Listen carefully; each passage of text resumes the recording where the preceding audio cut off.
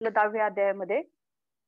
त्याच्या अगोदर तर 10व्या अध्यायामध्ये आपण बघितलं की सर्व कारणांचे कारण हे भगवंत आहेत आणि त्याच्यापासून आपण बघितलं की अर्जुन हा कशा पद्धतीने पात्र आहे. हे सगळे भगवंतांनी जे ज्ञान दिले तर त्यामध्ये अर्जुन हा कशा पद्धतीने पात्र ठरला आहे.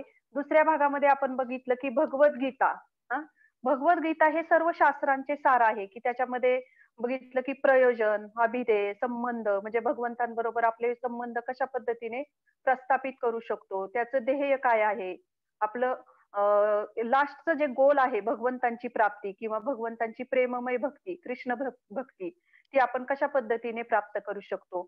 आणि तिसऱ्या विभागामध्ये आपण बघितलं की अर्जुनाची वाढलेली ही जिज्ञासा, की त्यामध्ये अर्जुनाचे प्रश्न आपण बघितले.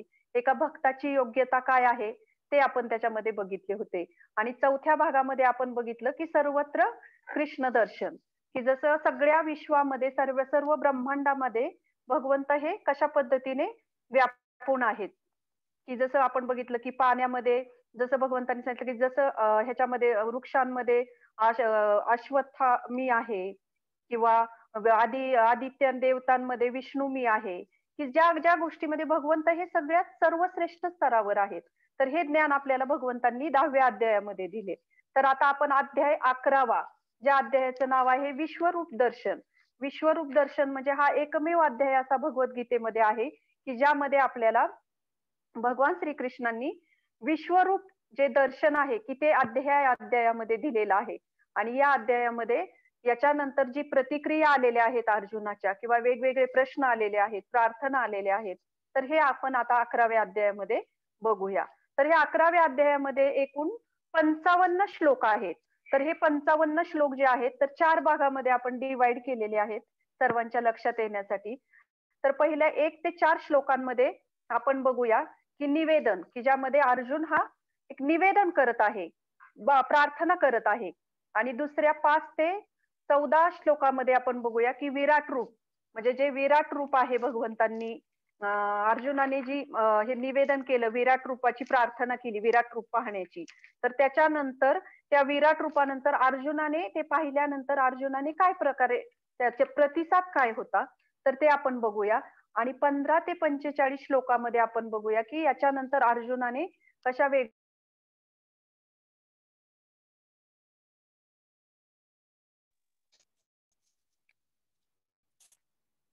हरी बोल. हा, तर प्रार्थना कशा केलेल्या आहेत त्या आपण 5 ते 45 श्लोकामध्ये बघूयात. आणि 46 ते 55 जो श्लोक आहे त्याच्यामध्ये भगवंतांचं जे मूळ रूप आहे द्विभुजधारी, म्हणजे जे मनुष्य रूप जे आहे, तर त्या या 46 ते 55 श्लोकामध्ये याचं वर्णन आलेलं आहे.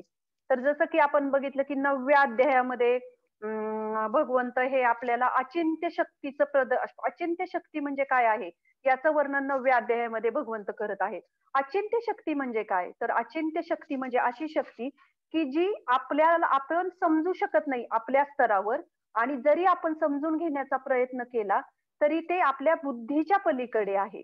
आपल्या स्तरावर ती गोष्ट समजण्यासाठी अतिशय दुरापास्त आहे. मग अशी जी अचिंत्य शक्ती म्हणजे नेमकी काय आहे, तर ह्या अचिंत्य शक्तीचं प्रदर्शन जे आहे ते भगवंतांनी ह्या अध्यायामध्ये केलेलं आहे. आणि ह्या अचिंत्य शक्तीचं जे प्रतीक आहे तर ते आपण बघू शकतो की जे भगवंतांनी विश्वरूप जे अर्जुनाला दाखवलेलं आहे तर ते हे आहे विश्वरूप दर्शन. तर आता आपण पहिल्या विभागामध्ये जाऊया की निवेदन, की ज्याच्यामध्ये निवेदन ह्या विभागामध्ये आपण बघूया की त्याच्यामध्ये तीन तीन पार्ट आहेत त्याच्यामध्ये समजण्यासाठी केलेले. की पहिल्या ह्याच्यामध्ये आपण बघू शकतो की अर्जुनाची मनस्थिती, की अर्जुनाची मनस्थिती नेमकी काय आहे. की जसे आपण बघितले की 1 ते 2 अध्यायामध्ये अर्जुन हा लगातार प्रश्न विचारत आहेत भगवंतांना, की म्हणजे कन्फ्युज आहेत अर्जुन, की मी माझा रथ सर्वांच्या मध्यस्थानी न्या, मी युद्ध करू की नको, मला पाप लागेल का, अशा प्रकारची अर्जुनाची ही मनस्थिती आपण पहिल्या 1-2 अध्यायामध्ये बघितलेली आहे.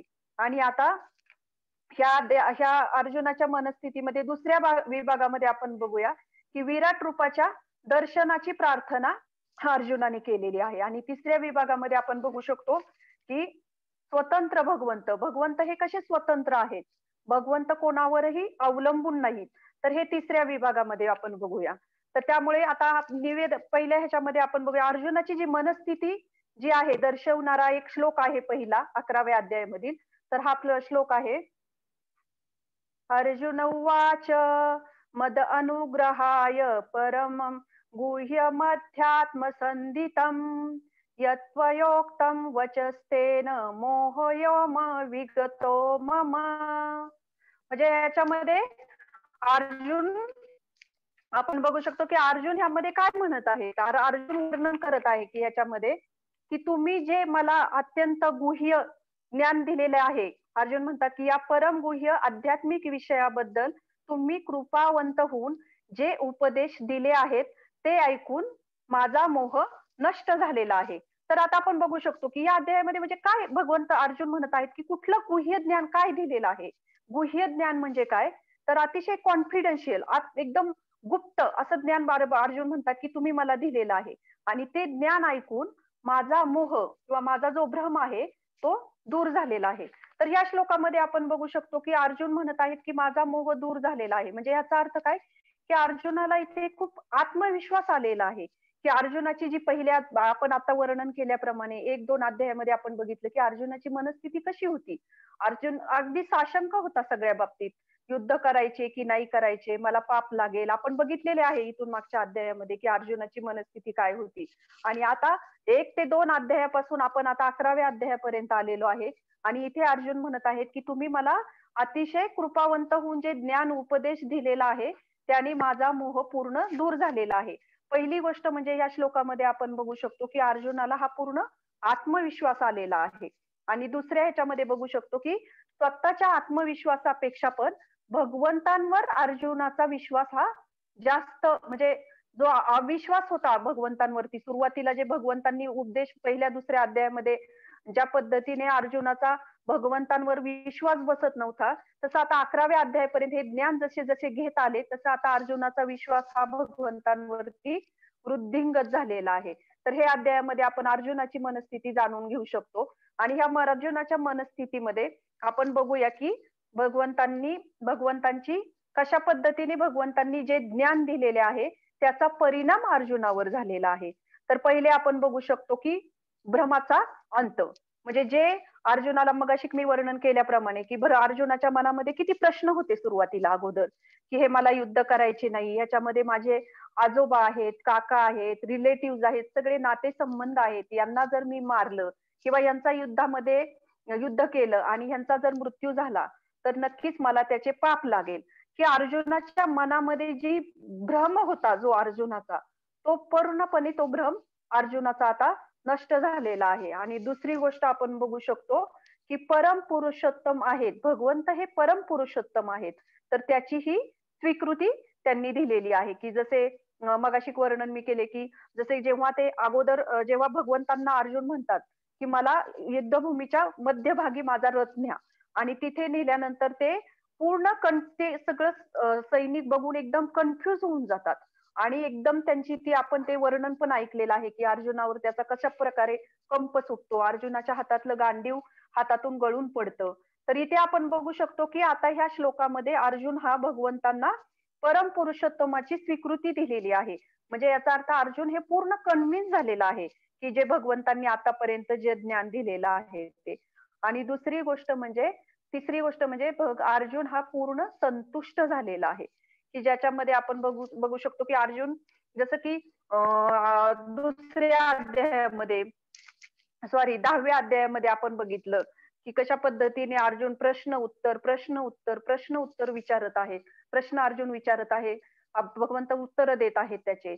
तर याच्यामध्ये आपण बघूया की भगवान अर्जुन हा फक्त असं म्हणजे इमोशनल किंवा भावुकता आहे ही अर्जुनाची, आणि म्हणून त्यांनी पूर्ण संतुष्ट झालेला आहे भगवंतांच्या वरती, असे नाहीये. अर्जुनाने इथं ज्ञान घेतलेलं आहे भगवंतांकडून, आणि त्या ज्ञानाच्या आधारे त्या ज्ञानाच्या त्यांनी प्रश्न विचारलेले आहेत वेगवेगळे.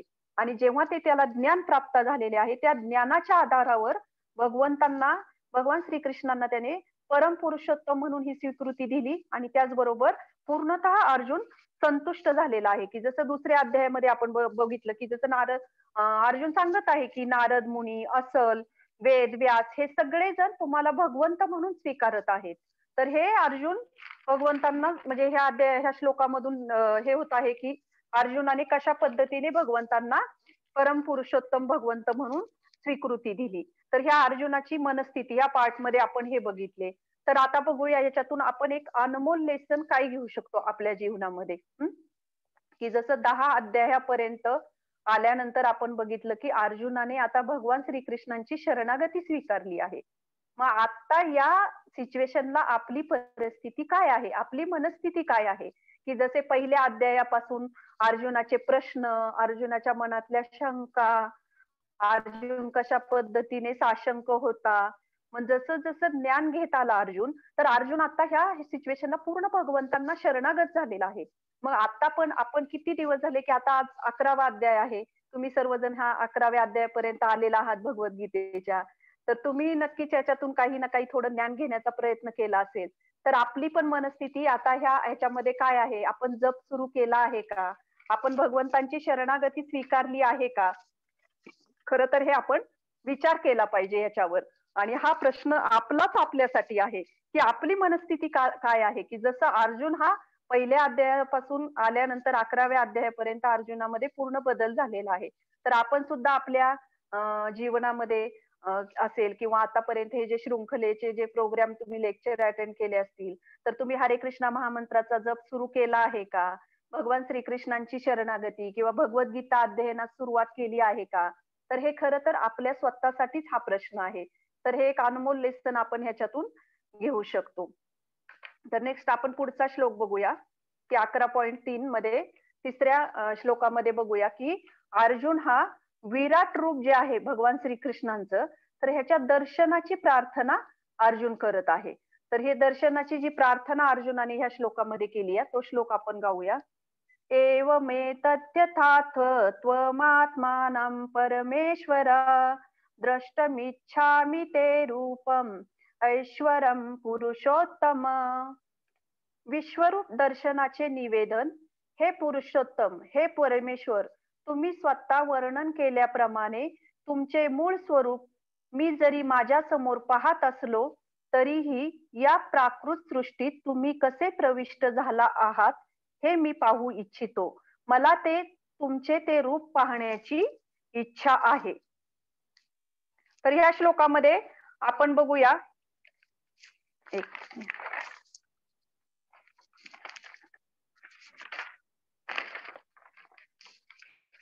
या श्लोकामध्ये अर्जुन प्रार्थना करत आहे भगवंतांना या श्लोकामध्ये की मला हे जे तुमचं तुम्ही स्वतः म्हणजे याच्यामध्ये ऍक्सेप्ट करत आहे अर्जुन की भगवान श्रीकृष्ण हे परमेश्वर आहेत. की याच्यामध्ये बघू शकतो की अर्जुन म्हणत आहे की हे परमेश्वर तुम्ही स्वतः वर्णन केल्याप्रमाणे, म्हणजे तुम्ही जे वर्णन केले आहे त्याचे मूळ स्वरूप जे आहे, मूळ जो अवतार आहे, तर तो तुम्ही माझ्या समोर पाहत आहे.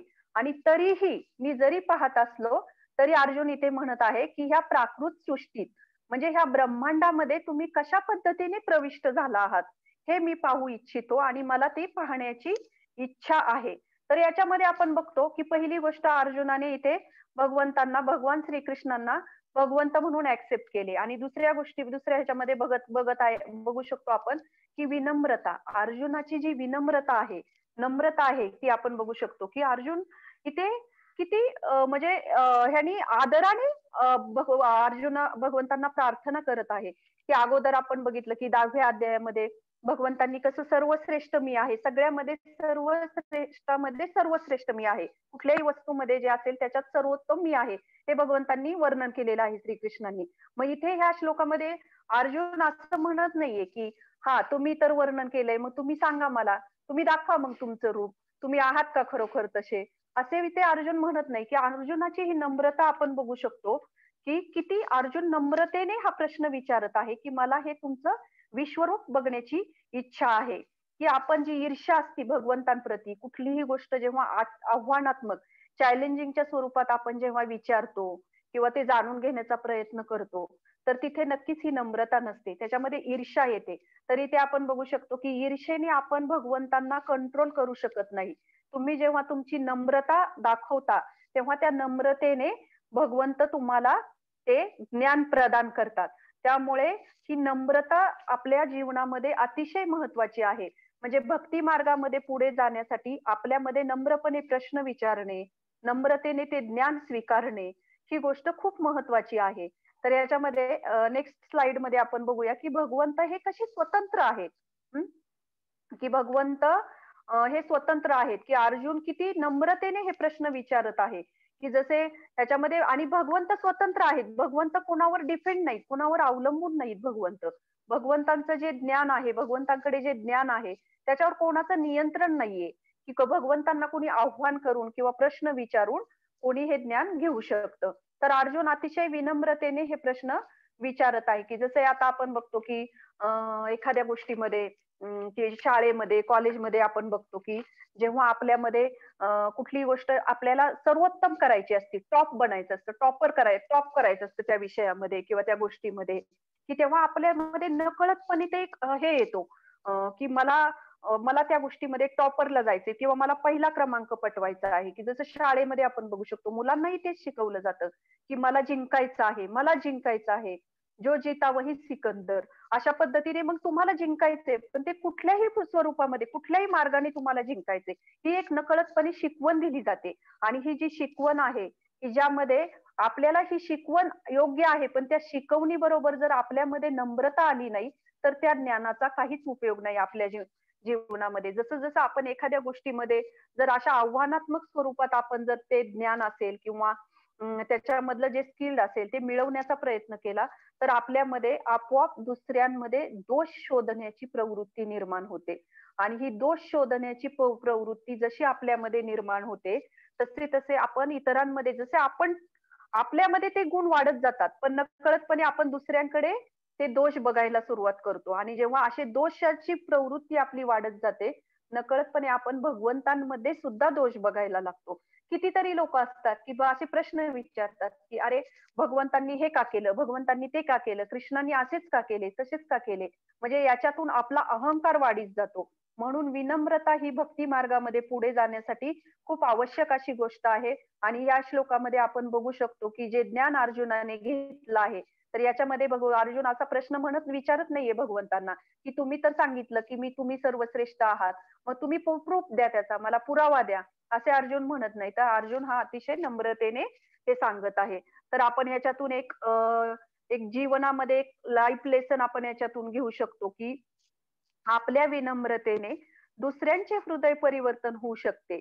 अभिमान, गर्व हा केवळ आव्हानच आहे. आमंत्रण आहे एखाद्याच्या उन्नतीचे, की जसे एखादी गोष्ट आपल्या रोजच्या जीवनामध्येही आपण बघू शकतो, की आपल्यामध्ये जर एखाद्या गोष्टीची जर नम्रता नसेल किंवा एकदम अहंकाराने आपण दुसऱ्यांचं उदाहरण घेण्यापेक्षा काही आपण स्वतः त्या जागेवर जाऊन आपण विचार करूया, की जर आपल्याला कुणी असं आव्हानात्मक किंवा अहंकाराने काही प्रश्न विचारला किंवा काही जाणून घेण्याचा प्रयत्न केला, तर आपल्याला किती राग येतो, की आपण पटकन म्हणून जातो, की याला फार गर्व आहे, अहंकार आहे या गोष्टीचा. याने आपल्या विनम्रतेने आपण दुसऱ्याचे हृदय परिवर्तन करू शकतो. परंतु जेव्हा आपल्यामध्ये हा इगो असेल, गर्व असेल, अभिमान असेल, तर याने मात्र आपल्याला आव्हानच मिळते. ही गोष्ट आपल्या जीवनामध्ये अतिशय महत्वाची आहे, की आपण दुसऱ्यांचे हृदय परिवर्तन हे आपल्या नम्रतेने करू शकतो. नेक्स्ट, की त्याच्यातून अजून एक लाईफ लेसन आपल्याला मिळत आहे, की जसं भगवंतांना आपण आदेश देऊ शकत नाही, परंतु पूर्ण शरणागती आणि भक्ती भावनेने त्यांच्या कृपेस पात्र बनू शकतो. असे केल्याने भगवंत हे भक्ताचे होऊन जातात. तर याच्यामध्ये आपण बघितलं, की अर्जुन हा कसा भगवंतांची शरणागती घेऊन भगवंतांना प्रश्न विचारत आहे अर्जुन इथे. आणि जसे भगवंत त्याच्यामध्ये दिलेला आहे, की भगवंत हे ह्या नम्रतेने भक्ताचे होऊन जातात. तर आपल्याला सुद्धा अर्जुनाच्या पदचिन्हांचे जे अर्जुनाने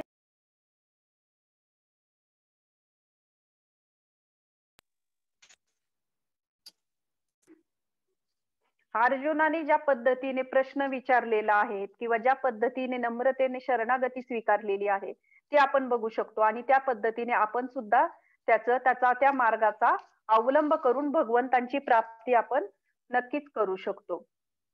तर आता आपल्याला प्रश्न पडला असेल, दुसरं की जे विराट रूपाचा जो आपण हा श्लोक वाचला की ज्यामध्ये अर्जुन प्रार्थना करत आहे विराट रूप बघण्याची, तर आपण बघू शकतो की हे विराट रूप जे आहे तर ते भगवंतांनी अर्जुनाने कशासाठी ते विराट रूपाची प्रार्थना केली असेल? अर्जुनाने कशासाठी त्या विराट रूपाच्या प्रार्थना केली असेल की त्या विराट रूपाचं दर्शन त्याला हवं आहे? की तर ह्याच्यातून आपण 3 गोष्टी ह्या स्लाइडमध्ये दिलेल्या आहेत की सगळ्यात महत्वाचं म्हणजे की जे लोक संशयी आहेत आणि जे श्रीकृष्णांना साधारण मनुष्य समजतात, त्या जे म्हणजे जसं की भगवान श्रीकृष्ण ह्या पृथ्वी तलावर अवतीर्ण झाले. किती लोकांनी श्रीकृष्णांना भगवंत म्हणून ऍक्सेप्ट केले? आज सुद्धा आपण समाजामध्ये बघू शकतो की भगवद्गीता हे सर्वोच्च ज्ञान आहे. सर्व वेदांचं सार आहे भगवद्गीता म्हणजे. पण किती लोकांना माहित आहे भगवद्गीता ही उच्च तेवढा स्तर भगवद्गीतेचा आहे. तरीही लोक एवढं भगवद्गीतेमध्ये स्पष्ट शब्दात हे ज्ञान दिलेलं आहे. तरी समाजामध्ये लोक विचारतात की तुम्ही श्रीकृष्णांचंच का करता? कृष्णाचीच भक्ती का करावी? तर हे इतके महत्वाचे आहे की हे जे विराट रूप दर्शन जे आहे ह्याचं जे निवेदन केलं आहे की जे लोक असे संशयी आहेत की जे कृष्णांना भगवंत मानू शकत नाहीत, अशा लोकांसाठी हे विराट रूपाचं दर्शन अर्जुनाने प्रार्थना केली. आणि दुसऱ्या गोष्टीमध्ये आपण बघू शकतो की जे लोक भगवान श्रीकृष्णांना साधारण मनुष्य समजतात म्हणजे आपण बघतो की जेव्हा भगवान श्रीकृष्ण ह्या पृथ्वी तलावर अवतार घेतात तेव्हा त्यांना आपल्यासारखेच 2 हात असतात, 2 डोळे असतात, 2 पाय असतात आणि त्यामुळे ते आपल्यासारखेच सर्वांना समजतात. पण तेव्हा आपल्याला ते समजत नाही की हे भगवंतांचं हे रूप आहे म्हणून. त्यामुळे अशा लोकांना समजण्यासाठी एक विराट रूपाचं दर्शन भगवंतांना प्रार्थना केली आहे. आणि तिसरी गोष्ट म्हणजे जे ढोंगी लोक आहेत की जे स्वतःला भगवान श्रीकृष्णांचा अवतार समजतात, अशा ढोंगी लोकांसाठी हे एक मापदंड आहे की तुम्ही बघू शकता समाजामध्ये पण कितीतरी लोक सांगतात की आम्ही भगवंतांचा अवतार आहोत, आम्ही स्वतः भगवंत म्हणून ते अवतार घोषित करतात. पण जर एखादी व्यक्ती अशा पद्धतीने जर भगवंतांना स्वतःला अवतार म्हणून घोषित करत असेल तर आपण त्या व्यक्तीला विचारलं पाहिजे की तू विराट रूप दर्शन दाखवू शकतोस का? आणि जेव्हा ती व्यक्ती विराट रूप दर्शन कोणी दाखवत असेल तर त्याला आपण भगवंत म्हणून स्वीकारलं पाहिजे. आणि विराट रूपाचं दर्शन हे फक्त भगवान श्रीकृष्णच देऊ शकतात. त्यामुळे अशा लोकांना हा एक खूप मोठा मापदंड आहे की जे लोक समाजामध्ये म्हणतात असे ढोंगी मनुष्य की आम्ही स्वतः भगवंत आहेत, तर अशा लोकांना आपण भगवंत म्हणून ऍक्सेप्ट नाही केलं पाहिजे. तर याच्यातून एक लाईफ लेसन आपण घेऊ शकतो की विराट रूप त्या लोकांसाठी परीक्षा आहे जे स्वतःला भगवंत म्हणून घोषित करतात. मग जेव्हा आपल्याला कोणी जर अशा पद्धतीने आव्हान करत असेल तर आपण त्याला पहिले विराट रूप तू दाखवू शकतोस का किंवा तुम्ही दाखवू शकता का हा प्रश्न आपण नक्कीच करू शकतो. आणि दुसरे एक लाईफ लेसन आपण याच्यातून बघू शकतो की आपण भगवंत नाही बनू शकत, परंतु भक्त मात्र अवश्य बनू शकतो. समजूतदारपणा हा आहे की भगवंत नाही तर भक्त बनण्याचा आपण प्रयत्न केला पाहिजे. तर हे किती अतिशय महत्वाचं आहे की जसे भगवंत ही कोणी ती भगवंत बनू शकत नाही.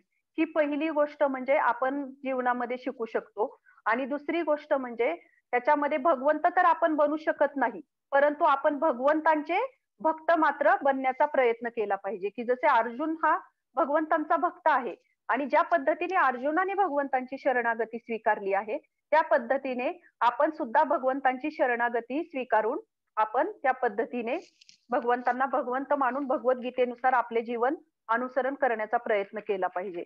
हे लाईफ लेसन आपण याच्यातून घेऊ शकतो. आता 7वा श्लोक आपण बघूया पुढचा की ज्यामध्ये भगवंतांनी विराट रूपाचे प्रदर्शन केले आहे. 7वा श्लोक. इह कैस्तं जगत कृष्ण पश्चाद्य सचराचरम मम देहे गुडाकेश यच्चान्यद दृष्टमिच्छसी. हे अर्जुना, तू जे काही पाहू इच्छितो ते आता माझ्या ह्या देहामध्ये पहा. तू जे काही पाहू इच्छितो आणि भविष्यामध्ये तुला जे काही पाहावयाची इच्छा असेल तर ते हे सर्व विश्वरूप प्रकट करू शकते. संपूर्ण चराचर त्या एकाच ठिकाणी स्थित आहे. तर या श्लोकामध्ये आपण बघूया की विराट रूप, की जसे अगोदर अर्जुनाने प्रार्थना केली की विराट रूप पाहिजे आहे, आणि याच्यामध्ये या श्लोकामध्ये भगवंत आता विराट रूप दाखवत आहेत अर्जुनाला, आणि अर्जुनाला सांगत आहेत की तू ह्या देहामध्ये पहा, म्हणजे माझ्यामध्ये पहा, की तुला जे काही पाहिजे आहे ह्या ब्रह्मांडामधले, म्हणजे संपूर्ण चराचर. चराचर म्हणजे कसं, की जे चर आहे, अचर आहे, स्थिर आहे, अस्थिर आहे, या ब्रह्मांडामधले जी काही कुठलीही गोष्ट, सजीव, निर्जीव, ब्रह्मांड, पर्वत, जे काही आहे ते तू आता माझ्यामध्ये पाहू शकतोस. तर हे अर्जुनाला भगवंत आता या ठिकाणी सांगत आहेत. तर याच्यामध्ये जेव्हा हे म्हणजे भगवंत हे विश्वरूप त्यांच्यामध्ये प्रकट करत आहेत.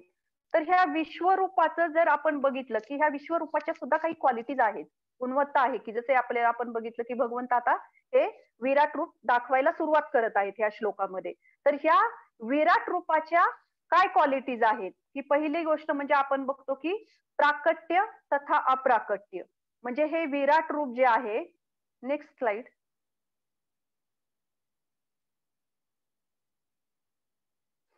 प्राकट्य अथवा अप्राकट्य, की पहिली गोष्ट म्हणजे हे कधी प्रकट होते, कधी अप्रकट होते. हे स्थिर नाहीये किंवा हे परमनंटली नाहीये. हे विश्वरूप जे आहे, विश्वरूप जे दर्शन भगवंतांनी दिलेलं आहे, हे स्थिर नाही आहे. की ज्या प्रकारे आपण बघितलं मागच्या काही श्लोकांमध्ये, की ब्रह्मदेव कशा पद्धतीने निर्मिती करतात त्या ब्रह्मांडाची. ज्या पद्धतीने याची निर्मिती होते, परत नाश होतो, परत निर्मिती होते. अगदी त्याच प्रकारे हे विराट रूप सुद्धा कधी प्रकट होतं, परत अप्रकट होतं, परत अप्रकट होतं. तर हे जे आहे हे विराट रूप आहे, परमनंटली नाहीये. आणि दुसरी गोष्ट म्हणजे हे कृष्णांच्या कृपेनेच हे शक्य आहे, हे विराट रूप बघणं. की जसे प्राकट्य, जसे भगवान श्रीकृष्ण हे विराट रूपाचं जे प्रदर्शन केलं ते सगळ्यांना नाही पाहायला मिळालेलं. ही भगवंतांची अचिंत्य शक्ती आहे, आणि ते जे चक्षु आहेत, जी दृष्टी आहे, ती भगवान श्रीकृष्णांच्या कृपेनेच आपल्याला मिळते, आणि ज्याला भगवान श्रीकृष्णांची कृपा मिळते त्यालाच या विराट रूपाचे दर्शन होते, आणि हे फक्त भगवान श्रीकृष्णांच्या कृपेमुळे शक्य आहे. आणि दुसरी गोष्ट म्हणजे आपण बघितलं की अर्जुनाची जी ही आहे, की अर्जुनाची जी पात्रता आहे, की पहिल्या अध्यायापासून आपण बघत आलोय की अर्जुनाची पात्रता कशा पद्धतीने आहे, की अर्जुन कशा पद्धतीने पात्र आहे हे सगळे ज्ञान स्वीकारण्यासाठी. पहिली गोष्ट म्हणजे अर्जुन हा भगवान श्रीकृष्णांचा प्रिय मित्र आहे आणि सगळ्यात महत्वाचं म्हणजे अर्जुन हा भक्त आहे, शुद्ध भक्त आहे भगवान श्रीकृष्णांचा. त्यामुळे ही अर्जुनाची एक पात्रता आहे, की हे विश्वरूप दाखवण्यासाठी अर्जुनाला भगवंतांनी हे विश्वरूप प्रदर्शित केले. आणि दुसरी गोष्ट म्हणजे कृष्ण हे समस्त संबंधांचे स्रोत आहेत. जे काही ह्या ब्रह्मांडामध्ये जे काही निर्मिती होती किंवा जे काही येतं ते त्या सगळ्याचे हे भगवान श्रीकृष्ण हे स्रोत आहेत. तर याच्यामध्ये आपण बघूया की एक अनमोल लेसन, आपल्याला लाईफ लेसन काय मिळतो, की जेव्हा भगवान श्रीकृष्णांच्या बरोबर प्रतिस्पर्धा करण्याच्या प्रवृत्तीचा त्याग करून अर्जुनाच्या पदचिन्हांवर चला, स्वतः भगवंतांची कृपा प्राप्त होईल. तर ह्याच्यामध्ये आपण बघू शकतो की जेव्हा कुठलीही गोष्ट, ज्ञान हे जे आहे, जेव्हा आपण कुठलेही ज्ञान हे आव्हानात्मक स्वरूपात जेव्हा घेण्याचा प्रयत्न करतो, की अहंकाराच्या स्वरूपामध्ये, तर त्यामध्ये आपल्याला ते ज्ञान मिळत नाही, भगवान श्रीकृष्णांची कृपा आपल्याला मिळत नाही. तर तसेच अगदी भगवंतांबरोबर सुद्धा आपण स्पर्धा करून किंवा भगवंतांचं जे हे आहे, काय म्हणू शकतो आपण, भगवंतांची जी शक्ती आहे त्या शक्तीला आव्हान करून जर आपण हे ज्ञान घेण्याचा प्रयत्न केला किंवा जीवन जगण्याचा प्रयत्न केला तर आपल्याला नक्कीच त्यामध्ये यश येणार नाही. म्हणून त्या प्रवृत्तीचा त्याग करून आपण अर्जुनाच्या मार्गावर चालले पाहिजे, आणि जेव्हा अर्जुनाच्या मार्गावर आपण चालू तेव्हा आपल्याला भगवान श्रीकृष्णांची कृपा प्राप्त होईल. तर याच्यामध्ये बघू शकतो की आपण भगवंत आहेत, कृष्ण म्हणजे भगवंत आहेत. मग अशा भगवंतांच्या शक्तीला आपण काय आव्हान करणार आहोत, की मागच्या काय दुसऱ्या अध्यायामध्ये मी काही उदाहरणं दिली होती, की ज्यामध्ये आपण बघू शकतो की आपल्या शरीरावरच आपलं नियंत्रण नाहीये, किंवा आपली मुलं जी आपण निर्मिती करत आहोत, निर्माण करतो, जन्म देत आहोत त्या मुलांना, त्या मुलांवर सुद्धा आपलं कंट्रोल नाहीये. ही साधी गोष्ट आहे की 3 तास आपल्याला जर भूक लागली तर आपण किती वेळ स्वतःला कंट्रोल करू शकतो? जास्तीत जास्त 2 तास, 3 तास. किंवा एखादा आजार आहे, रोग आहे, आपल्याला वाटतं आपल्याला नाही व्हावा तो, पण तो होतो. ह्याच्यावर आपलं नियंत्रण आहे का? नक्कीच आपलं ह्याच्यावर नियंत्रण नाही. मग जर आपलं इथेच नियंत्रण नसेल तर आपण भगवंतांच्या शक्तीला काय आव्हान करणार किंवा काय प्रतिस्पर्धा करणार आहे. त्यामुळे भगवान श्रीकृष्णांनी हे गीतेचं जे ज्ञान दिलेलं आहे आपल्याला, ते खरं तर आपण नम्रतेने ऍक्सेप्ट करून आपल्या जीवनामध्ये उतरवण्याचा प्रयत्न केला पाहिजे आणि अर्जुनाच्या मार्गाचा पदचिन्हांवर आपण चालण्याचा प्रयत्न केला पाहिजे. तर हे एक आपण लाईफ लेसन आपल्या जीवनामध्ये घेऊ शकतो. आणि अजून एकच मिनिट, हा सॉरी, पुढील श्लोक 14वा श्लोक, की ज्या श्लोकामध्ये आपण बघूया की समस्त म्हणजे जे काही ब्रह्मांडामध्ये ह्या श्लोकामध्ये बघूया की जे काही ह्या जगामध्ये किंवा या ब्रह्मांडांमध्ये पूर्ण जे काही येत आहे, निर्माण होत आहे, निर्मिती होत आहे, तर त्या सगळ्यांचे स्रोत म्हणजे कोण आहे, तर ते भगवान श्रीकृष्ण आहे. तर ह्या श्लोकामध्ये आपण बघूया 14वा श्लोक. ततस विस्मयाविष्टो रुष्टरो मा धनंजया प्रणम्य शिरसा देवं कृताब्जलरी भाषता. त्यानंतर भ्रमित आणि आश्चर्यचकित होऊन अंगावर रोमांच उभारलेला अर्जुन प्रणाम करण्यासाठी नतमस्तक झाला आणि हात जोडून त्याने भगवंतांची प्रार्थना करण्यास प्रारंभ केला. तर याच्यामध्ये आपण बघू शकतो की अर्जुनावर जे विराट रूप दर्शन घेतलं तेव्हा अर्जुनाच्या, आता इथून पुढच्या श्लोकांमध्ये बघूया की अर्जुनावर त्याची काय प्रभाव पडलेला आहे. तर इथे आपण बघू शकतो की अशी काही गोष्ट आहे की जी अर्जुनाने कधीच बघितलेली नाही, कधी त्यांनी त्याच्या पूर्ण लाईफ मध्ये बघितलेले नाही. मग याच्यामध्ये बघतो की आपण कशा पद्धतीने अर्जुन हा विस्मयाविष्टो म्हणजे विस्मयचकित झालेला आहे, विस्मित झालेला आहे, हर्षित झालेला आहे, आश्चर्यचकित झालेला आहे. तर हे आपण ह्या श्लोकामध्ये बघू शकतो की जसे आपण बघतो की तो आतापर्यंत त्याने जेव्हा जेव्हा भ्रमिष्ट झाला त्यावेळेस त्यांनी अर्जुनाने भगवान श्रीकृष्णांची शरणागती हळूहळू जसं स्वीकारत करत गेला, तसं तसं आपण बघितलं की त्याने अर्जुनाने भगवान श्रीकृष्णांना गुरुच्या स्थानी मानलं होतं. आणि जेव्हा आता त्याने भगवंतांना प्रार्थना केली की मला हे विराट रूप पाहिजे आहे, तर त्या ठिकाणी जेव्हा त्यांनी अशी प्रार्थना केली आणि जेव्हा त्याच्यावर ते ऐश्वर्य भगवान श्रीकृष्णांनी प्रदर्शित केलं आणि त्या ऐश्वर्य प्रदर्शित केल्यानंतर आपण बघू शकतो की अर्जुनाच्या जे हातावरचे जे पूर्ण शरीरावरचे जे छोटे छोटे केस होते ते सगळे रोमांचित झाले. आणि जेव्हा रोमांचित झाले आणि ह्या आदराने अर्जुन हा प्रणाम करण्यासाठी नतमस्तक झाला आणि भगवान श्रीकृष्णांची तो प्रार्थना करू लागला. तर या ठिकाणी आपण बघू शकतो की भगवंत हे कशा पद्धतीने त्यांचं ऐश्वर्य दाखवून त्यांच्या भक्तांना आकर्षित करतात.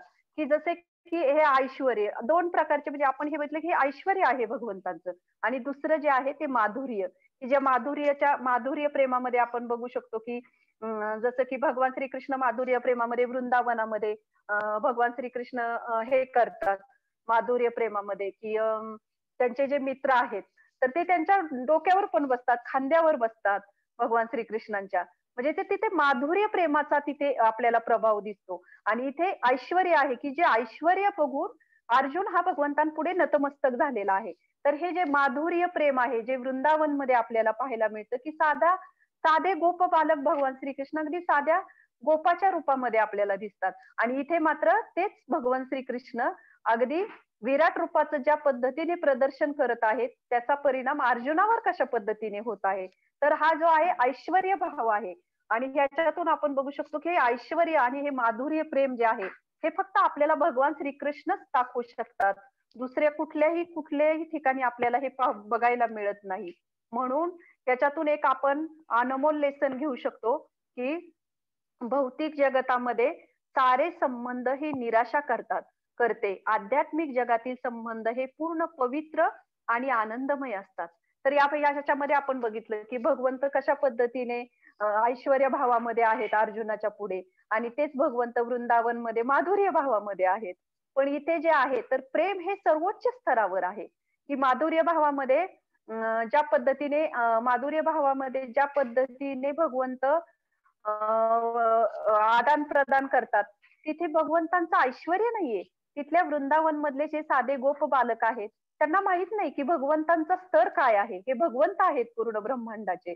मग तसे आपण ह्या भौतिक जगामध्ये सुद्धा आपण बघतो की आपल्या जीवनामध्ये सुद्धा किती ठिकाणी आपले जे रिलेशन असतात किंवा आपल्यामध्ये काही आपल्यावर काही वाईट परिस्थिती आली किंवा काही मृत्यूच्या रूपाने असेल, आर्थिक रूपाने असेल, कुठल्याही रूपाने असेल, जेव्हा आपल्यावर अशी काही संकट येतात तेव्हा आपण बघू शकतो की या जगामध्ये लोक कशा पद्धतीने आपल्या बरोबर वागतात. तर हे आपण कितीही प्रेम दिलं, काही दिलं तरी ते संबंध हे सगळे स्वार्थाभोवती असतात. आणि जेव्हा हे स्वार्थाभोवती असतात तेव्हा अशा काही संबंधांमध्ये आपल्या जीवनामध्ये आपल्याला निराशा करते. परंतु आध्यात्मिक जगतातील हे संबंध मात्र पूर्ण पवित्र आणि आनंदमय असतात. भगवान श्रीकृष्णांबरोबर आपण जे कुठल्याही ह्याच्यामध्ये कुठल्याही भगवंतांवर जेव्हा आपण तेव्हा नक्कीच आपल्याला ते पूर्ण पवित्र आणि आनंद देते.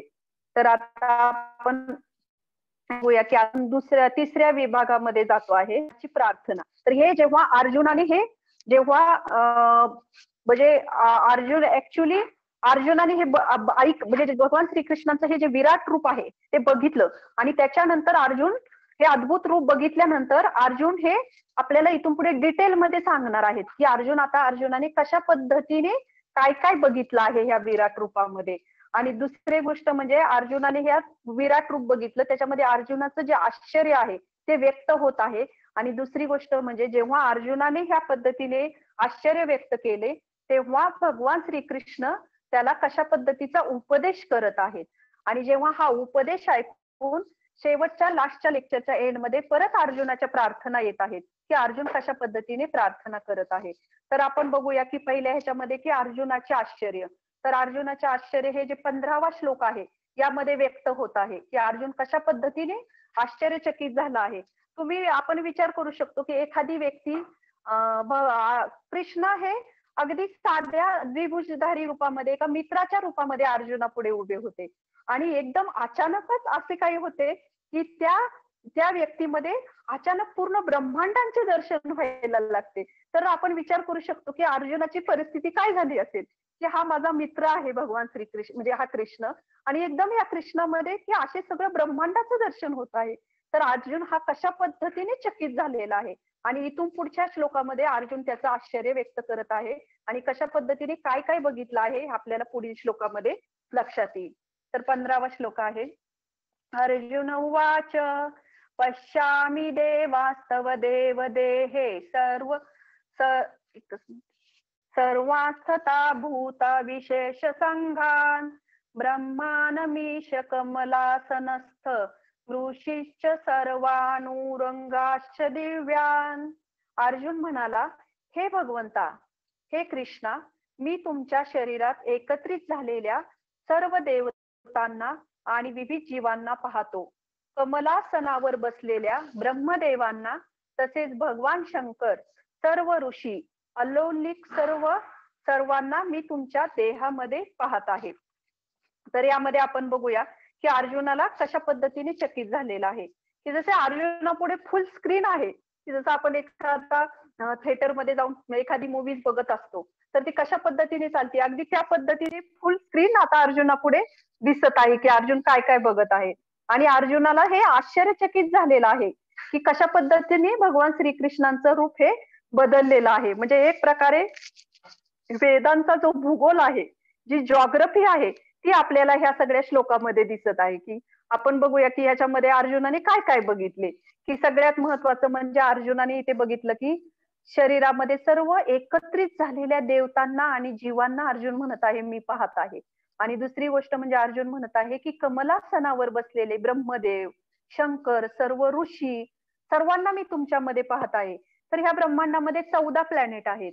14 प्लॅनेट. तर सगळ्यात वरचा जो प्लॅनेट आहे तो म्हणजे ब्रह्मदेव जे कमळावर विराजमान झालेले आहेत. आणि त्याच्या खालचा जो प्लॅनेट आहे सगळ्यात खालचा की त्याच्यामध्ये आपण बघू शकतो की जे सगळे सर्व जातीचे सर्प वगैरे जे आहेत तर ते खालचं जे आहे तर ते खालचं पाताळातलं ते स्थान आहे. तर वरच्या स्तरापासून वरच्या प्लॅनेट पासून तर ते खालच्या प्लॅनेट पर्यंत सर्व काही अर्जुनाला या श्लोकामध्ये अर्जुन आश्चर्यचकित होऊन ते व्यक्त करत आहे. तर कशा पद्धतीने अर्जुन आपण बघू शकतो की या श्लोकामध्ये बघत आहे. तर आता आपण बघूया, एक मिनिट. म्हणजे सगळ्यात आपण बघतो की ब्रह्मदेव हे पूर्ण जगाचे निर्माते आहेत ब्रह्मदेव. तर ब्रह्मदेवांपासून तर खालच्या स्तरापर्यंत ह्या सगळ्या ह्या पहिल्या विराट रूपाच्या दर्शनामध्ये अर्जुन वर्णन करत आहे. तर 16वा श्लोक आपण घेऊया.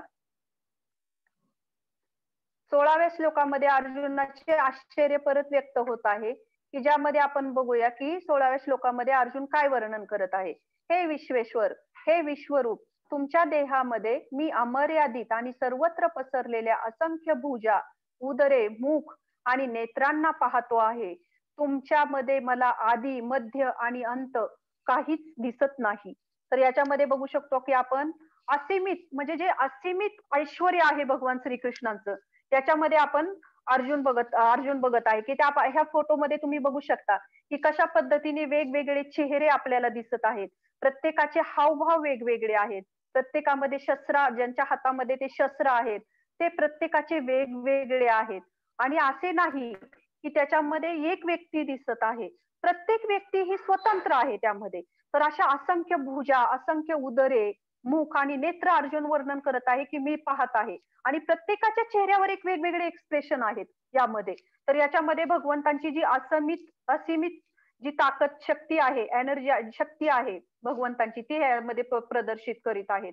आणि 19व्या श्लोकामध्ये आपण बघूया की भगवंत हे त्यांचं ऐश्वर्य कशा पद्धतीने प्रदर्शित करत आहे. आणि अर्जुन हे लाईव्ह कॉमेंट्री चालू आहे अर्जुनाची आपल्यालाही, की त्याच्यामध्ये बघत आहेत की तुम्ही आदी, मध्य आणि अंत रहित आहात. तुमचा महिमा अगाध आहे. तुम्हाला असंख्य बाहू आहेत. चंद्र आणि सूर्य हे तुमचे नेत्र आहेत. तुमच्या मुखातून बाहेर पडणारा अग्नी संपूर्ण विश्वाला तुमच्याच तेजाने तप्त करीत असल्याचे मी पाहत आहे. तर याच्यामध्ये आपण बघूया की कशा पद्धतीने हे जे फोटोज आहेत, हे जे आपण बघत आहोत, तर ऍक्च्युली हे शास्त्रानुसार केलेले आहेत. हे भक्तांनी बनवलेले फोटो आहेत, ड्रॉइंग केलेलं आहे, की जे शास्त्रामध्ये भगवद्गीतेमध्ये जे अर्जुनाने ज्या पद्धतीने वर्णन केलेलं आहे त्या पद्धतीने आपण बघू शकतो की याचे वर्णन त्या पद्धतीने हे ड्रॉइंग केलेलं आहे. तर याच्यामध्ये आपण बघतो, ह्याच्यामध्ये वर्णन केलेलं आहे की भगवान श्रीकृष्णांच्या एका नेत्रामध्ये सूर्य प्रदर्शित करत आहे, दुसऱ्या नेत्रामध्ये चंद्र आहे आणि पूर्ण अग्नी हा भगवान श्रीकृष्णांच्या मुखातून बाहेर पडत आहे आणि त्या अग्नीने पूर्ण ब्रह्मांड व्याप्त झालेला आहे. साऱ्या गोष्टी ह्या एकत्रित दिसत आहेत या श्लोकामध्ये अर्जुनाला. 20व्या श्लोकामध्ये आपण बघूया की समस्त ब्रह्मांडामध्ये कशा पद्धतीने अर्जुनाने बघितले की भगवान श्रीकृष्णांमध्ये समस्त ब्रह्मांड हे व्याप्त आहे. 20वा श्लोक,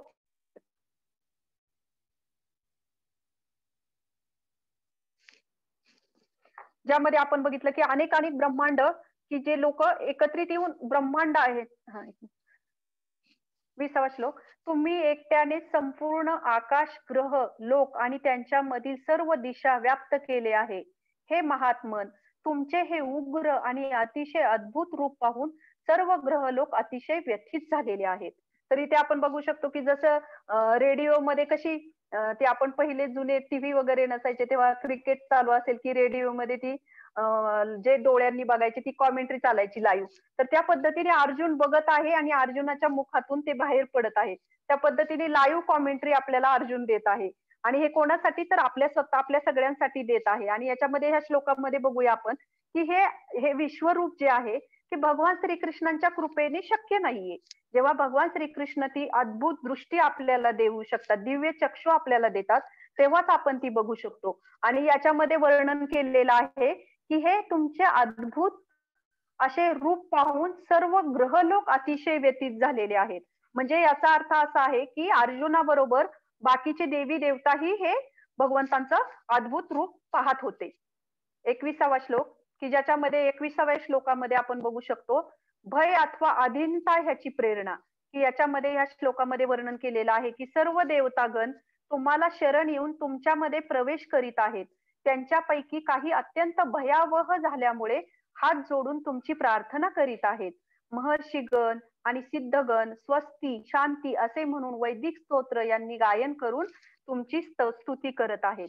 तर याच्यामध्ये आपण बघू शकतो की वेगवेगळे देवतागण जे आहेत ते सुद्धा भगवंतांना शरणागत झालेले आहेत, की जे अतिशय शक्तिशाली आहेत, परंतु भीतीच्या ह्यानी त्यांनी भगवंतांची शरणागती स्वीकारलेली आहे. की आता याच्यामध्ये गमतीचा भाग असा आहे की भगवंतांचं ऐश्वर्य बघून त्या भीतीने ते त्यांची शरणागती स्वीकारली आहेत. आणि आता आपण बघितलं की जसं वृंदावनाचे भक्त आहेत किंवा जगन्नाथपुरीचे भक्त आहेत, तर ते पण भगवंतांची त्यांनी पण ते पण भगवंतांना प्रिय आहेत किंवा भगवंत त्यांना प्रिय आहेत.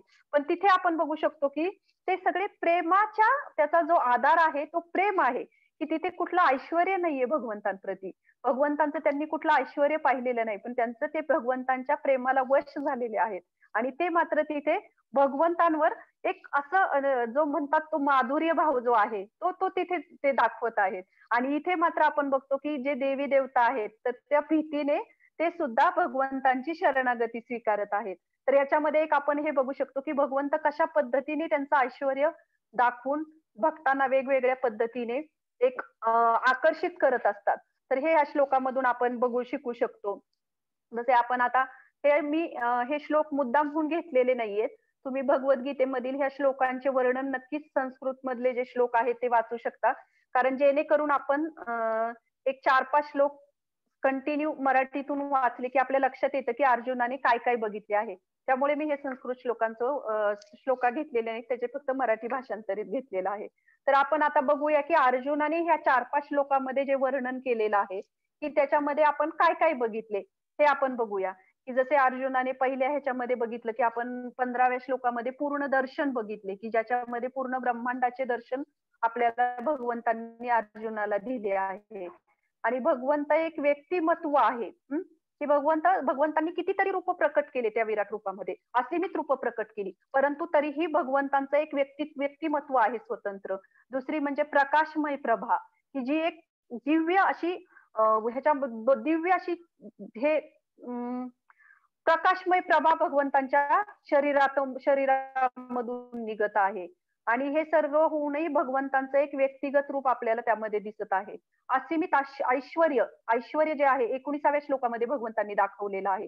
आणि तसंच समस्त ब्रह्मांडामध्ये ते कशा पद्धतीने व्यापून गेलेले आहेत ते आपण बघितलेलं आहे. आणि सगळ्यात शेवटचं आपण बघितलं की भय अथवा अधीनता याची प्रेरणा, की ह्याच्यामध्ये आपण भगवंतांच्या जे ऐश्वर्य बघून त्या भीतीने ती कशा पद्धतीने भगवंतांना देवी देवता नमस्कार करत आहेत. तर याच्यामध्ये आपण बघू शकतो की जेव्हा भागवतम मध्ये सुद्धा जेव्हा सगळ्या गोष्टींचा स्रोत जे आहे भगवान श्रीकृष्ण आहेत. ब्रह्मदेव सगळ्या अगदी स्वर्गात सर्व ब्रह्मांडामध्ये जे व्याप्त जे पूर्ण ब्रह्मांड यामध्ये आपण बघितलं की ज्यामध्ये आपण बघितलं की सगळं जे काही आहे स्वर्ग, नरक, पाताळ, ब्रह्मदेवाचं स्थान, अगदी स्वर्गाचं स्थान, पाताळातले सगळ्या ज्या काही गोष्टी आहेत त्या सगळ्या गोष्टी भगवंतांनी त्या समस्त ब्रह्मांडामध्ये व्याप्त ज्या आहेत ते सगळे भगवान श्रीकृष्णांपासून आलेले आहेत. तर हे आपण खूप शिकू शकतो ह्या गोष्टीमधून की जगामध्ये जे काही आपण बघू ब्रह्मांडामध्ये ते सगळे भगवान श्रीकृष्णांच्या शरीरातून आलेलं आहे. तर ही एक खूप महत्वाची आपण शिकवण घेऊ शकतो. आणि अजून दुसरी गोष्ट म्हणजे की जीवनातील प्रत्येक सुंदर आणि अद्भुत अनुभवांचे गुणगान करा, कारण हे भगवंतांच्या विराट रूपाचे आंशिक प्रदर्शन आहे. की ज्यामध्ये आपण बघतो की प्रत्येक गोष्ट जर भगवान श्रीकृष्णांपासून आली आहे त्या ब्रह्मांडामध्ये, आपण कुठलीही साधी नदी बघितली, पर्वत बघितले, वृक्ष बघितले, फळं बघितले, पाणी बघितलं, काहीही बघू दे, आपण नुसतं फक्त एक स्मरण केलं की हे भगवान श्रीकृष्णांच्या विराट रूपाचे आंशिक प्रदर्शन आहे. आणि जेव्हा असं जे काही चांगलं आहे, सुंदर आहे, उत्तम आहे, ते जेव्हा आपण भगवान श्रीकृष्णांचं स्वरूप आहे हे आपण जर आपला एक असा दृष्टिकोन विकसित केला आपल्या जीवनामध्ये, तरी ती सुद्धा आपल्याला भगवान श्रीकृष्णांची आपल्यावर कृपा प्राप्त होईल. तर हे एक अनमोल लेसन आपण आपल्या जीवनामध्ये घेऊ शकतो. आणि अजून एक आपल्याला भगवान श्रीकृष्ण ह्याच्यातून काय शिकवत आहे, भगवान श्रीकृष्णांची काय शिकवण आहे त्याच्यामध्ये आपण बघूया की 32वा श्लोक आहे की ज्यामध्ये भगवान श्रीकृष्ण म्हणत आहेत की कालो अस्मी, मी काळ आहे. की महाभारत, मला वाटतं महाभारत ही जेव्हा मालिका लागायची तेव्हा ते सुरुवातीला एक वाक्य यायचं की मै काल हूं, हे मला वाटतं आपल्या सगळ्यांनाच ते आठवत असेल. तर हे जे काळाचं जे रूप आहे ते भगवान श्रीकृष्ण आपल्याला सांगत आहेत भगवद्गीतेमध्ये की तो काळ मी आहे. हा काळ हा कोणाच्याही नियंत्रणामध्ये नाहीये. तर हा काळ जो आपण बघू शकतो की आता समजा मी आज क्लास देते, तुम्हाला असं वाटतंय खूप वेळ झाला असेल हा क्लास चाललाय. हे थांबावं किंवा क्लास खूप छान चालू आहे, की हा संपूच नये. असं जेव्हा वाटतं पण आपले कोणाचेच ह्याच्यावर नियंत्रण नाही, कंट्रोल नाही. त्यामुळे हा जो काळ आहे, हा कोणासाठीही काही थांबत नाही, की ह्या काळाचा प्रभाव आपण बघू शकतो, की जसं गर्भावस्था एखादी स्त्री प्रेग्नंट राहते, तर ती जेव्हा प्रेग्नंट राहते कशा पद्धतीने काळाच्या प्रभावानुसार ते 9 महिने जातात, जन्म होतो, वाढ होते, वृद्धावस्था येते आणि नंतर मृत्यू येतो. हे सगळं काळाच्या प्रभावाने होत असते आणि वेळेनुसार ह्या गोष्टी घडत असतात. तर ह्याच्यावर कोणाचंही कंट्रोल नाही, की रामायणामध्ये खूप छान रामायणामध्ये एक वर्णन केलेलं आहे, की काळाची तुलना ही करवत जी असते, की झाडाची फांदी कट करतात. त्या करवतीबरोबर केलेली आहे. तशी ती करवत जी असते मागे-पुढे, मागे-पुढे होत असते. त्याचा कर जो आवाज असतो मागे आणि पुढे, तो रात्र-दिवस, रात्र-दिवस असतो आणि ज्या पद्धतीने ती करवत चालते, दिवस-रात्र, दिवस-रात्र चालते, तसं-तसं आपण आपल्या जीवनरूपी शाखा ही कटिंग होत असते त्या जीवनरूपी शाखेची आणि तसं त्या पद्धती आपण हळू मृत्यूकडे प्रवेश करत असतो. म्हणजे काळ हा एकमेव गोष्ट अशी आहे, की त्याच्यावर कोणाचंही नियंत्रण नाही आणि हा काळ म्हणजे भगवान श्रीकृष्णांचे रूप आहे.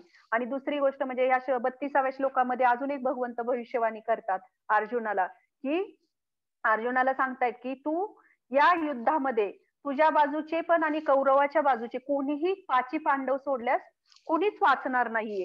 तुम्ही दोघेच 5च पांडवच फक्त यामध्ये जिवंत राहणार आहेत."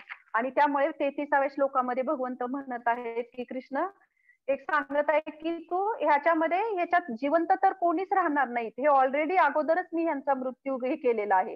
परंतु तू एक निमित्त बन. 33व्या श्लोकामध्ये भगवंत वर्णन करत आहेत, की तू याचे निमित्त बन. तर भगवान श्रीकृष्ण अर्जुनाला काय सांगत आहेत ह्या श्लोकामध्ये आपण बघूया. तस्मात्त्वतिष्ठ लशोलभस्व जित्वा शत्रून् भुङ्गश्व राजसमृद्धम् मय्यवैते निहता पूर्वमेव निमित्तमात्रं भव सव्यसाचिन्. त्याच्यामध्ये भगवान श्रीकृष्ण एक शिकवण देत आहेत अर्जुनाला. एक शिकवण तर देत आहेत आणि त्याचबरोबर सांगत आहेत, की तू एक निमित्त बन याच्यामध्ये. कारण यांचा ऑलरेडी मृत्यू झालेला आहे आणि तू फक्त निमित्त बनून हे श्रेय घे, याचं क्रेडिट घे. तर आपण बघूया भगवान श्रीकृष्ण अर्जुनाला काय म्हणत आहेत. म्हणून उठ, युद्धास तयार हो आणि यशप्राप्ती कर. शत्रूवर विजय मिळवून आणि समृद्ध राज्याचा उपभोग घे. माझ्या योजनेनुसार त्यांचा पूर्वीच मृत्यू झाला आहे आणि हे सव्यसाची युद्धामध्ये तू केवळ निमित्त मात्र होऊ शकतोस. की यामध्ये आपण बघतो की कशा पद्धतीने भगवंत अर्जुनाला शिक्षा देत आहेत, की माझ्या प्लॅनिंग नुसार यांचा ऑलरेडी मृत्यू झालेला आहे. तुझ्या ह्या योजना वेगळ्या असू शकतील, की जसं अर्जुन म्हणत होता, की नाही मी यांना मारू शकत नाही किंवा मी युद्ध करू शकत नाही. अर्जुनाचं प्लॅनिंग वेगळं होतं ऍक्च्युली पहिल्या अध्यायामध्ये काही आपण बघितलं. पण इथे भगवंत सांगत आहेत, तू जरी त्यांचा मृत्यू घडवून नाही आणला, तरी त्यांचा मृत्यू हा माझ्या नियोजनानुसार होणारच आहे. तुझी योजना वेगळी असू शकते, की जसे अर्जुनाला वाटत होते सगळे सोडून द्यावे, की जसे अर्जुनाला वाटत असेल मी संन्यास घेईल किंवा मी जंगवनामध्ये निघून जाईल. ती तुझ्या प्लॅनिंग नुसार भगवंत म्हणत आहेत तू कर. पण माझं प्लॅनिंग हे वेगळं आहे आणि ह्या प्लॅनिंग नुसार तू निमित्त बन आणि निमित्त बनून याचं श्रेय घे तू. हे अर्जुन भगवंतांना सांगत आहेत. तर याच्यातून आपण एक लाईफ लेसन घेऊ शकतो, की आपल्या योजना तेव्हाच यशस्वी होतील, जेव्हा त्या भगवंतांच्या इच्छानुसार असतील. आपले जीवन हे सीमित आहे आणि उलटे अंक सुरू आहेत. सावधानी आणि बुद्धिमत्तेने कर्म करा. तर हे आपण किती म्हणजे जीवनामध्ये शिकण्यायोग्य गोष्ट आहे, की जर आपण कितीही प्लॅनिंग करू देत आपल्या जीवनामध्ये, किती योजना आखतो आपल्या डे टू डे लाईफमध्ये सुद्धा, की याच्यामुळे माझं अशा पद्धतीने माझ्या आर्थिक गोष्टी चांगल्या होतील, माझं जीवन सुखी होईल. कितीतरी नियोजन करतो, पण त्या नियोजनाला कधी यश येतं का हो? बऱ्याच वेळा तर अपयशच येतं. आणि आपण बघू शकतो, की जेव्हा आपण आपल्या ह्या जीवनामधील प्लॅनिंग जे आहे, ते जे आहे, तर आपण भगवद्गीतेनुसार जेव्हा भगवद्गीतेतली जी शिकवण आहे, त्या शिकवणीनुसार जर आपण आपलं जीवन जगू, तर आपल्याला नक्कीच यश प्राप्त होईल. आणि याच्यातून आपण बघतो, की जेव्हा अशा पद्धतीने जर आपण आपल्या जीवनाला एक दिशा दिली नाही, तर आपल्याला हे सुख मिळणं खूप अवघड आहे. आणि जरी ते भौतिक सुख मिळालं, तरी ते अशाश्वत आहे. म्हणजे शाश्वत नाही, काही काळापुरतं आहे. म्हणून आपण बघू शकतो, की भगवंता जे ज्ञान देत आहेत, की भगवंत जे शिकवत आहेत, त्या पद्धतीने आपण आपल्या जीवनाला दिशा दिली पाहिजे. त्या पद्धतीने आपल्या जीवनाचं आपण नियोजन केलं पाहिजे. भगवद्गीतेच्या शिकवणीनुसार आपण आपल्या जीवनामध्ये काही ज्या गोष्टी आहेत त्याचं प्लॅनिंग केलं पाहिजे. तेव्हाच मग आपण आपल्या जीवनामध्ये यशप्राप्ती होऊ शकते. आणि दुसरी गोष्ट म्हणजे आपण बघू शकतो, की जेव्हा आपल्या योजना कधी सक्सेस होतील, जेव्हा त्या भगवंतांच्या इच्छेनुसार असतील. भगवंतांच्या इच्छेनुसार असतील म्हणजे जेव्हा आपण बघतो, की अजून एक आपण याच्यामधून लाईफ लेसन घेऊ शकतो, की समय, वेळ वेळ जी ही गोष्ट अशी आहे, की त्याच्यावर आपलं कोणाचंच नियंत्रण नाही. की जसं चाणक्य पंडित म्हणतात, की एक क्षण जरी गेला आपल्या जीवनातला, तरी तो आपण आणू शकत नाही. तसं वेळ आपल्याकडे आहे, परंतु तो अतिशय मर्यादित आहे. शास्त्रामध्ये एक सुंदर उदाहरण दिलं जातं एका अजगराचं, की अजगराला जे आहे, अजगर म्हणजे एक मृत्यूचं रूप आहे. काळाची तुलना अजगराबरोबर केली जाते. अजगर आपण बघतो, की अजगर हा दंश करत नाही. अजगर हा दंश करत नाही, परंतु अजगर हा गिळतो, की जसं आपण आता वेगवेगळ्या आयुष्याच्या स्टेजवर आहोत. प्रत्येक जण वेगवेगळ्या याच्यावर आहे.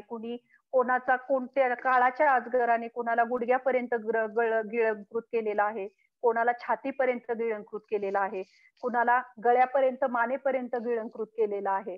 तर आपण ही गोष्ट आपल्या जीवनामध्ये अतिशय गांभीर्याने घेतली पाहिजे, की खरोखर आपण ह्या वेळेचा उपयोग आपल्या जीवनामध्ये करत आहोत का? आता आपण नक्कीच ही गीता शृंखला जी आहे, 1 तास तुम्ही नक्कीच सर्वजण खूप उत्साहाने वेळ देत आहात. परंतु ह्या एका तासानंतर सुद्धा जे जीवन आहे, जे आपला काळ आहे, आपल्या जीवनामधला वेळ आहे, तर तो आपण जास्तीत जास्त भगवान श्रीकृष्णांशी कनेक्ट केला पाहिजे. हरे कृष्ण महामंत्राचा जप सुरू केला पाहिजे. आणि ज्या पद्धतीने आपण ह्या वेळेचा उपयोग अशा पद्धतीने करू, तेव्हा नक्कीच आपल्याला भगवान श्रीकृष्णांची कृपा प्राप्त होईल. तर याच्यामध्ये आपण 43वा श्लोक बघूया, की 43व्या श्लोकामध्ये अर्जुनाची प्रार्थना यामध्ये अर्जुन पितासि लोकस्य चराचरस्य त्वमस्य पूजस्य गुरुर्गरीयान् न त्वसमोत्स मला ना दिसत नाहीये हे न त्वसमोऽस्त्यधिककुतोऽन्य लोकत्रयप्य प्रतिम प्रभाव. तुम्ही या संपूर्ण चराचर सृष्टीचे पिता आहात. तिचे परमपूज्य आध्यात्मिक गुरु तुम्ही आहात. तुमच्या बरोबरीचा कोणी नाही. तसेच तुमच्याशी कोणी एकरूप होऊ शकत नाही. तर मग हे अतुलनीय शक्तिशाली भगवंता, त्रैलोक्यामध्ये तुमच्यापेक्षा अधिक श्रेष्ठ कोण असू शकतो? तर या श्लोकामध्ये आपण बघूया की अर्जुन कशा पद्धतीने प्रार्थना भगवान श्रीकृष्णांना करत आहे. पहिली गोष्ट म्हणजे अर्जुन या श्लोकामध्ये म्हणत आहे की सगळ्यात म्हणजे की तुम्ही एक आध्यात्मिक गुरु आहात. संपूर्ण सृष्टीचे पिता आहात, आध्यात्मिक गुरु आहात आणि ह्या त्रैलोक्यामध्ये तुमच्यापेक्षा कोणीही श्रेष्ठ नाही आहे. या श्लोकामध्ये भगवान अर्जुन म्हणत आहे की जेव्हा अर्जुनाचे भगवान श्रीकृष्णांचे ऐश्वर्य जाणले, अगोदर त्यांनी गुरुच्या स्वरूपात भगवंतांना स्वीकारले होते. परंतु आता या श्लोकामध्ये अर्जुन म्हणत आहे की तुमच्या बरोबरीचा कोणीच नाही आणि तुमच्याशी एकरूपही कोणी होऊ शकत नाही. आणि हे अतुलनीय शक्तिशाली भगवंता असं वर्णन आता अर्जुन यामध्ये करत आहे की हे अतुलनीय शक्तिशाली भगवंता या त्रैलोक्यामध्ये तुमच्यापेक्षा कोणी नाहीये. तर आपण बघतो की ह्या श्लोकामध्ये जेव्हा घाबरून म्हणजे जे जे भगवंतांचं जे ऐश्वर्य आहे, की त्या ऐश्वर्य जे आहे की त्याला सुरुवातीचा आपण पहिला श्लोक बघितला की अर्जुनाने प्रार्थना केली विश्वरूप दाखवण्यासाठी आणि मग नंतरच्या याच्यामध्ये प्रार्थना केली भगवंतांना की त्यांनी जेव्हा ते विश्वरूप बघितलं तेव्हा तो वैकुंठ रूप दाखवण्याची प्रार्थना करत आहे, चतुर्भुज रूप. आणि चतुर्भुज रूपही भगवंतांची प्रार्थना करत आहे, पण त्याच्या अगोदर अर्जुन हा भगवंतांच्या शक्तीला ग्लोरीफाय करत आहे. भगवंत अर्जुन म्हणजे ही एक जेव्हा भगवंतांकडून त्याला चतुर्भुज रूप पण पाहायची इच्छा होती, पाहण्याची इच्छा होती, परंतु ते चतुर्भुज रूपाची प्रार्थना करायच्या अगोदर अर्जुन हा ते विश्वरूप बघून अगोदर भ्रमित तर झालाच, पण जेव्हा भ्रमित झाल्यानंतर अर्जुन त्या रूपाला ग्लोरीफाय करत आहे आणि ते झाल्यानंतर परत अर्जुन चतुर्भुज रूपाची प्रार्थना करत आहे अर्जुन. की म्हणत आहे की तुमचं चतुर्भुज रूपाची मला बघण्याची इच्छा आहे. तर इथे आपण बघतो की नंतर चतुर्भुज वैकुंठ रूपही भगवान श्रीकृष्णांनी अर्जुनाला दाखवले आणि ते चतुर्भुज रूप बघितल्यानंतर अर्जुन आता परत भगवंतांचं जे मूळ रूप आहे त्या मूळ रूपाकडे येत आहे आणि या श्लोकामध्ये अर्जुन काय म्हणत आहे ते आपण बघूया. दृष्टवेदं मानुषं रूपं तव सौम्यं जनार्दना इदानीमस्मि संवृत्त सचेता प्रकृतीं गता. अर्जुनाने जेव्हा श्रीकृष्णांना मूळ रूपामध्ये पाहिले तेव्हा तो म्हणाला, हे जनार्दन, हे अति सुंदर मनुष्य रूप पाहून मी आता शांत चित्त झालो आहे आणि मी आपल्या पूर्व स्थितीवर आलेलो आहे. तर याच्यामध्ये बघतो की चतुर्भुज रूपही त्याने अगोदर बघितले, अगोदर विश्वरूप बघितले, नंतर चतुर्भुज रूप बघितले आणि चतुर्भुज रूप बघितल्यानंतर जेव्हा आता हे द्विभुजधारी रूप भगवंतांनी त्याचं भगवान श्रीकृष्णांचं बघितले तेव्हा अर्जुन इथे काय म्हणत आहे की हे अति सुंदर रूप बघून मी आता शांत चित्त झालो आहे, म्हणजे आणि मी आपल्या पूर्व स्थितीवर आलेलो आहे की मी आता सेटल झालेलो आहे. म्हणजे हे जे अर्जुन भगवान श्रीकृष्ण जे आहेत ते मूळ रूप आहेत आणि ह्या मूळ रूपापासून इतर अवतार येत आहेत. इतर सगळ्याच गोष्टी आपण बघितल्या की भगवान श्रीकृष्णांपासून येत आहेत. म्हणून भगवान श्रीकृष्ण हे भगवान श्रीकृष्ण हे मूळ रूप आहे, मूळ अवतार आहेत सगळ्या गोष्टींचा. आणि हे जे द्विभुजधारी रूप आहे भगवान श्रीकृष्णांचं हे खरं ओरिजिनल रूप आहे भगवान श्रीकृष्णांचं. पण याच्यामध्ये आपण बघूया की एक उदाहरण देते मी की जसं आपण बघतो की चंद्र जो आहे, पौर्णिमेचा चंद्र असतो तो किती मोठा असतो, पूर्ण चंद्र असतो तो. आणि मग जो अमावस्येचा चंद्र असतो तो फार म्हणजे तो आपल्याला दिसतच नाही. म्हणजे वेगवेगळ्या चंद्राच्या ज्या हे असतात पौर्णिमेपासून आपण बघतो की चंद्र कसा हळूहळू हळूहळू अमावस्येपर्यंत कमी कमी होत जातो. कधी अर्धा चंद्र दिसतो, मग अर्धा चंद्रापेक्षाही चतकोर दिसतो, मग एवढं असे करत करत करत त्या चंद्राचे स्वरूप बदलत जाते. पण असे आहे का की हा जो चंद्र आहे तर तो चंद्र जो आहे, एक मिनिट, तो जो चंद्र आहे तर तो चंद्र हा ओरिजिनल चंद्र नाहीये, तो तोच चंद्र आहे, पण त्या चंद्राचं रूप हे वेगवेगळं होत आहे. तसंच भगवान श्रीकृष्णांपासून जे येणारे अवतार आहेत तर त्याच्यामध्ये आपण बघू शकतो की हे पण काही असे हे नाही की हा अवतार महत्वाचा आहे किंवा हा नाही, तो अवतार अतिशय कृपाळू आहे असे नाही. भगवान श्रीकृष्णांचे अवतार हे सगळे एक फक्त त्याच्यामध्ये काय असते की काही अवतारांमध्ये भगवंत त्यांची जी शक्ती आहे ती कमी जास्त प्रमाणात प्रदर्शित करतात, काही अवतारामध्ये ती थोडी शक्ती प्रदर्शित करतात, काही अवतारामध्ये ती कमी शक्ती प्रदर्शित करतात. म्हणजे ते अलग वेगवेगळ्या अवतारामध्ये वेगवेगळ्या गुणांचं प्रदर्शन करतात.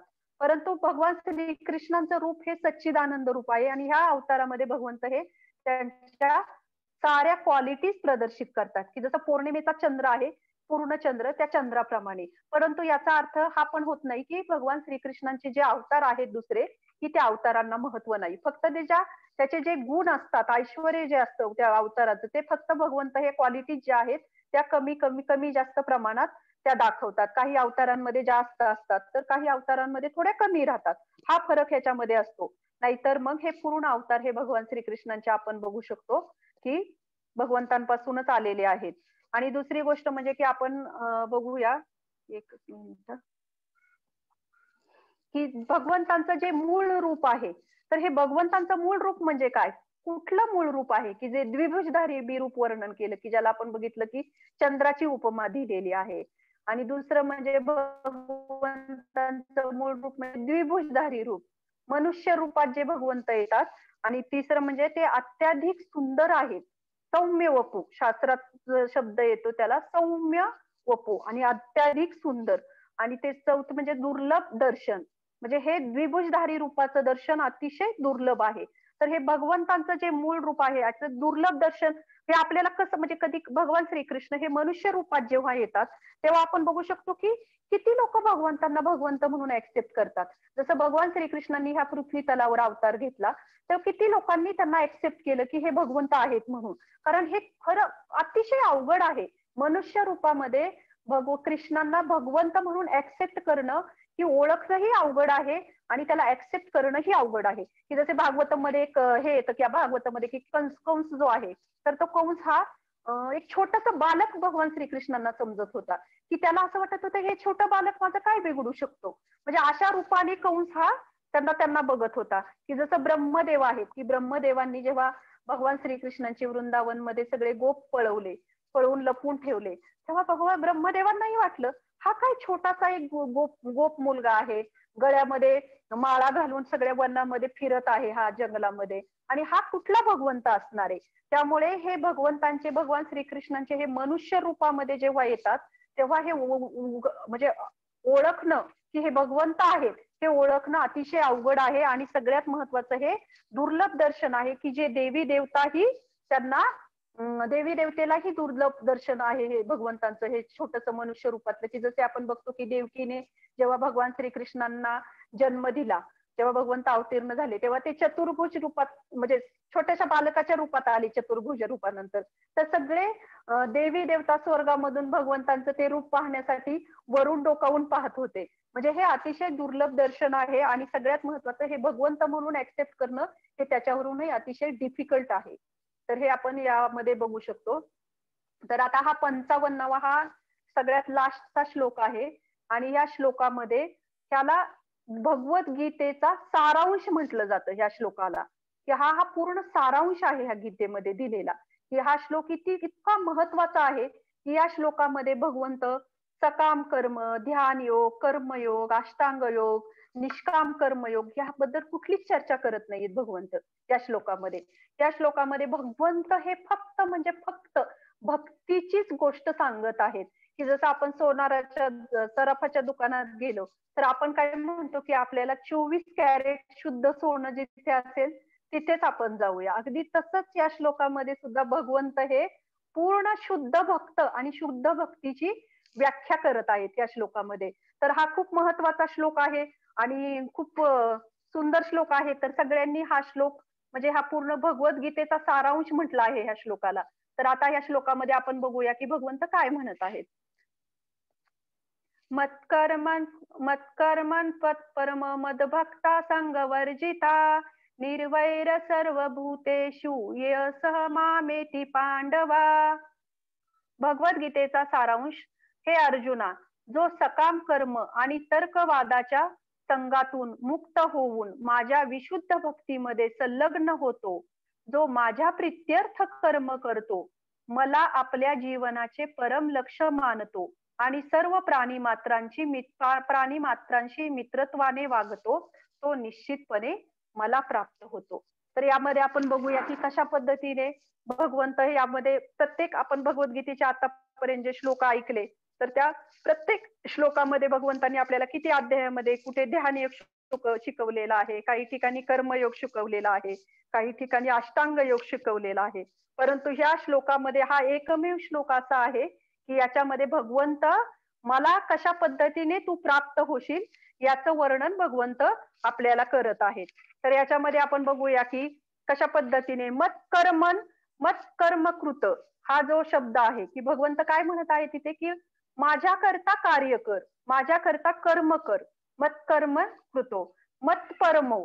मतपरमो म्हणजे काय की हे जे जीवन आहे ह्या जीवनाचं जे लक्ष आहे मला तुझ्या जीवनाचं लक्ष ठेव.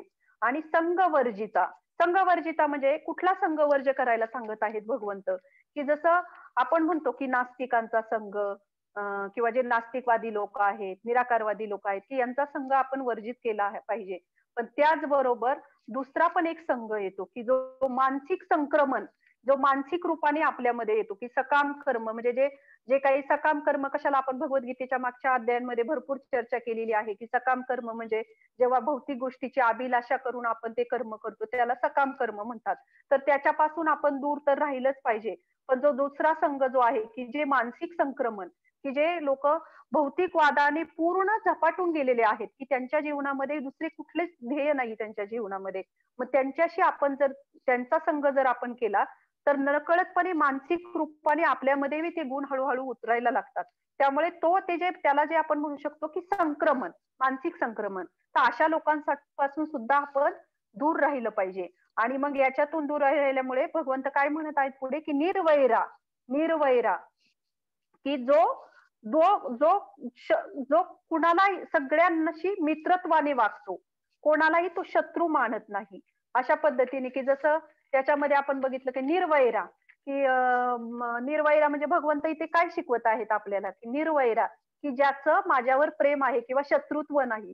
हे आपण बघतो की जसा कंस आहे, हा कंस हा भगवान श्रीकृष्णांचं स्मरण करत होता कंस.